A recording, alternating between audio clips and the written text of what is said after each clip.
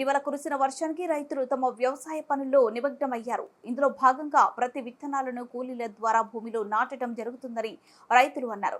ప్రతి సంవత్సరం ప్రతి పంట వేయటం ద్వారా భూసారం కోల్పోయి దిగుబడులు తగ్గిపోతున్నాయని, ఇందులో భాగంగా దిగుబడులు పెంచేందుకు ఈ విస్తీర్ణంలోనే ఎక్కువ మొక్కలు ఉండే విధంగా ఒకే పక్క పాటుతో ఎక్కువ దిగుబడి వస్తుందని రైతులు అన్నారు.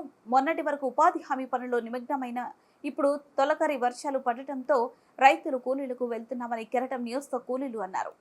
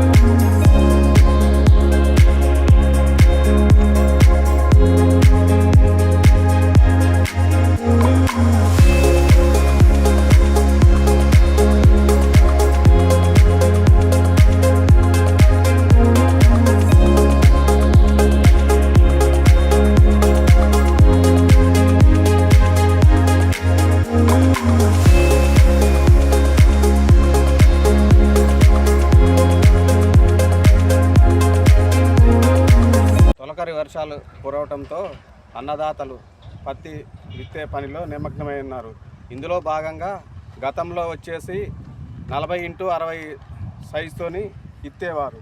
కానీ దిగుబడులు తగ్గిపోవడంతో చెరుకులో ఏ విధంగా అయితే బోధ తోలుతారో అదేవిధంగా తోలి విత్తనాలు ఒక పక్క పాటు వేస్తున్నారు రైతులు.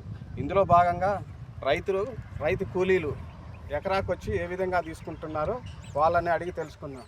చెప్పండి అమ్మా, గతంలో మీరు కూలికి చేసేవాళ్ళు, ఇప్పుడు కూలికి చేస్తున్నారా లేకపోతే ఎకరానికి ఇంత? ఎకరానికి ఇంత అని చేస్తారు. ఎకరానికి 1000 రూపాయలు, కూలికి అయితే 300. ఒక మనిషికి 300.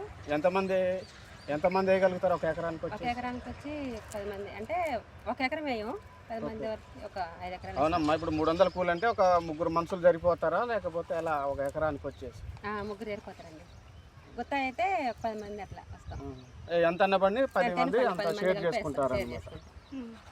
ఇది ఇక్కడ పరిస్థితి. కెమెరామెన్ నరేష్తో భాస్కర్.